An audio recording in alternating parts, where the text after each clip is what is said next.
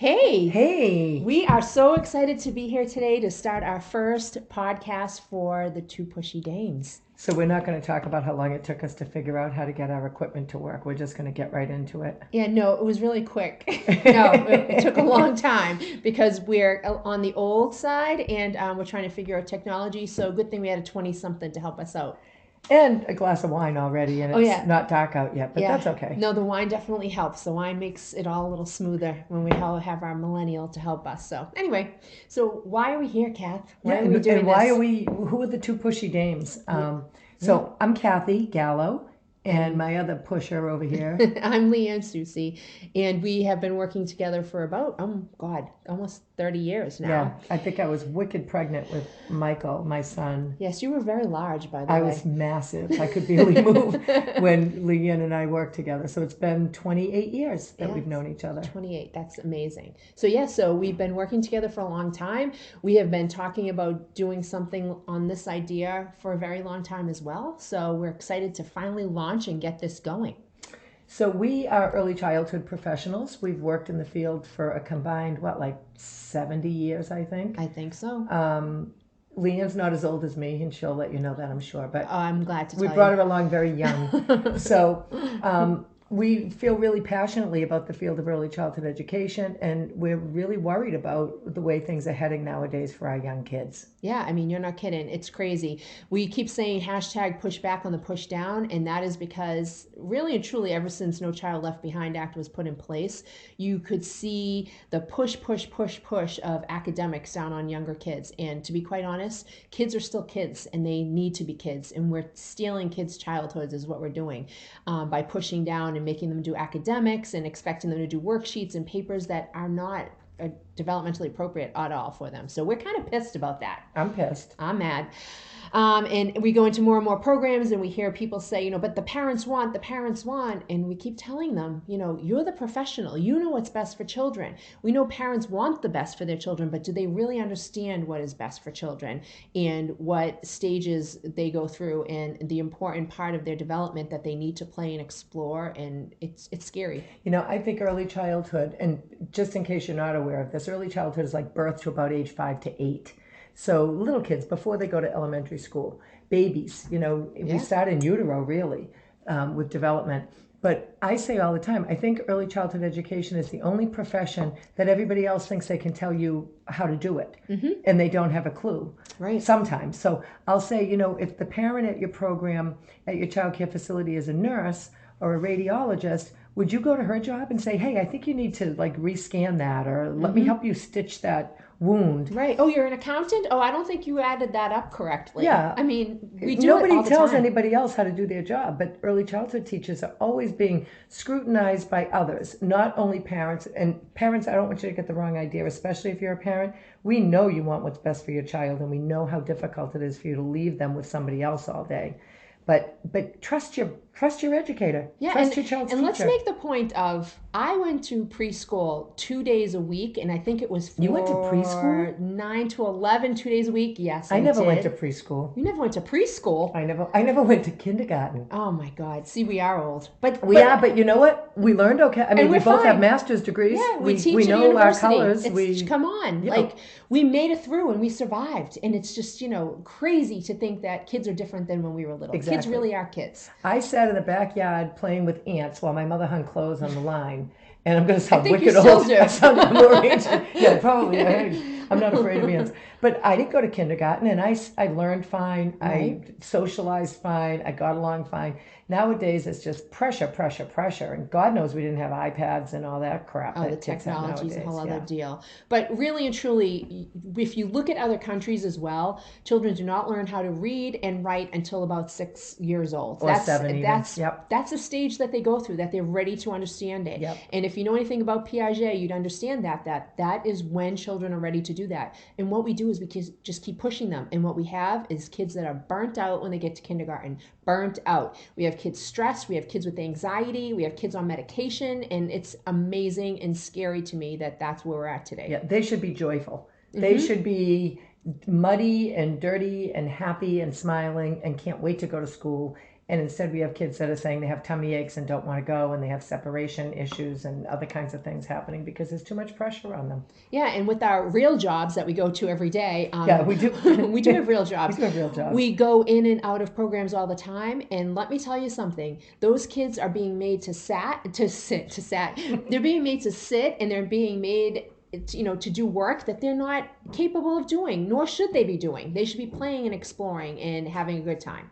And not to mention kids that are overdiagnosed with ADHD, when in fact they just need to go out and run around. They need to play. Yeah, we're limiting recess time. We're having some school systems and programs have recess for 20 minutes a day, and that's it. 20 minutes? That's a long time. What are you kidding me? How can kids be able to sit all for 6 hours straight? Not to mention they're scoffing down their lunch because they want to get outside and be able to play. So the lunchtime is even cut down. And if they're not quiet going down the stairs to the playground, they have to go back to the cafeteria. That's a brilliant move. Whoever thought that was a smart idea is pretty stupid. And use their walking feet. And then again, the other big thing is kids that don't behave, what ends up happening is they're against the fence during recess. Or when they go outside, they have to stay in with the principal or whatever they're doing. And what they really need is to run around and run off that energy so they can make it through the rest of the day. Who is the smart person that came up with that idea? Because that makes no sense. Get those kids moving. But anyway, we are obviously passionate because we're starting to get all red in the face, but we are passionate about early childhood. That might be the wine, LeeAnn.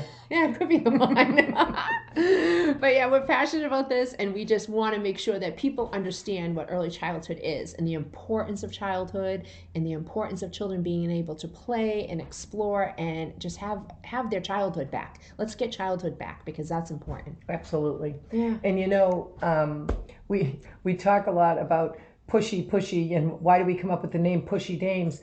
But we feel like that academic push down. We live in Massachusetts, if you couldn't tell with our accent. Somebody said we had an accent, and I laughed. I'm like, what are you talking about? How smart are you? People like when we say smart. But we're in Massachusetts. We have a high-stakes test for kids that starts in 3rd or 4th grade, and kids can't graduate from high school with a diploma if they don't pass upon exit from high school and other steps along the way.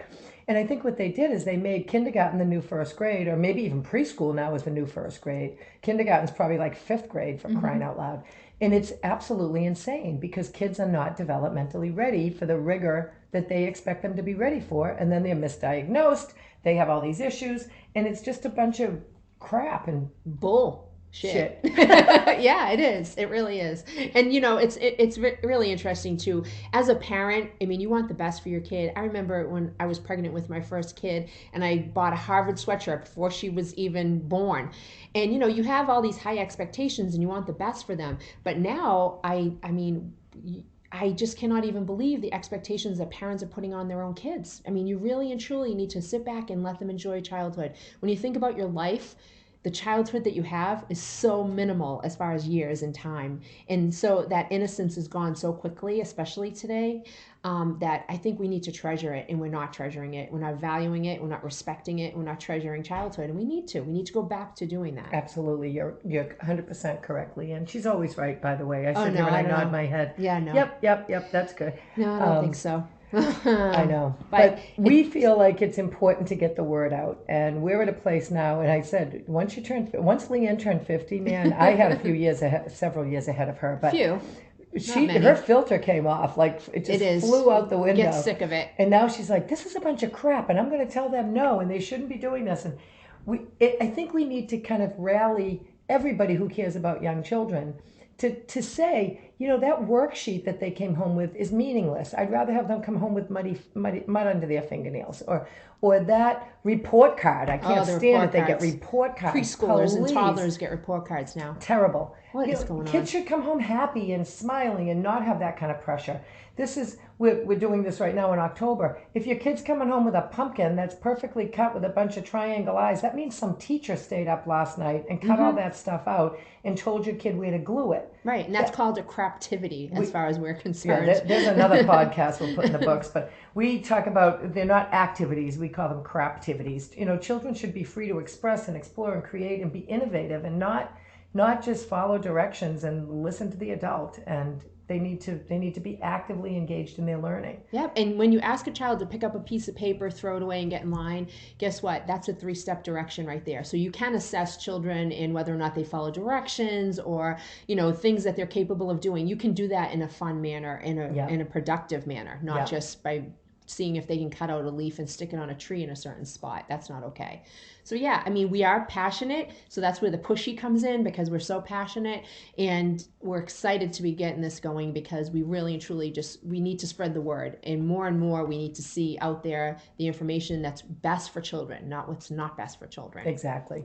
So some of the things you can expect from us, you can go to our Two Pushy Dames website, TWO, pushydames.com, and see what we have there. We do training, we do consulting, we can do some video coaching, because we did mention we do have full-time jobs. This is our passion, and maybe this will be what can help us retire someday, because state service might not be that great for us. Again, anything related to early childhood, there is no retirement for that. So that's true.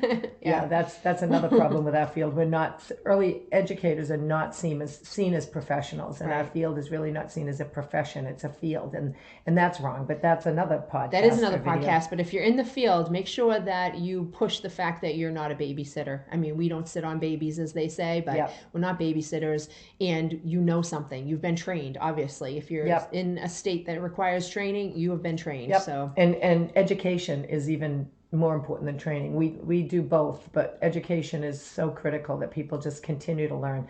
We saw something the other day and just said, you know what? Every child deserves a teacher who's a learner. Mm-hmm. We all need to keep learning and growing and getting better at what we do. But and children also deserve to have someone walk in the room and be happy and smiling when they see them, because what we're seeing is a lot of, basically people down in the dumps who are working with kids, first of all, because of the pay, the respect, the attitudes from parents sometimes. So we really do need to build ourselves. And the community at large. I don't want to please don't think we're bashing parents. We are parents. We've been parents. Right. Our kids all went to the same preschool, as a matter of fact, at different times and different years.